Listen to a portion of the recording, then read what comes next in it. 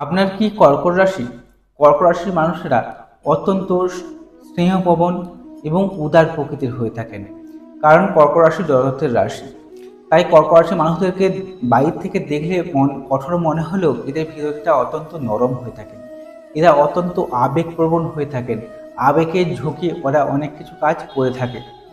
এরা দুঃখ পেলে সহসা কারো কাছে নিজের মানসিকতা প্রকাশ করতে চায় না। এরা অত্যন্ত যে কোনো জিনিসটা অন্তর্মুখী হয়ে যায়। এরা অপরের কাছে নিজেকে মেলে ধরার মানসিকতা অতখানি থাকে না এদের মধ্যে।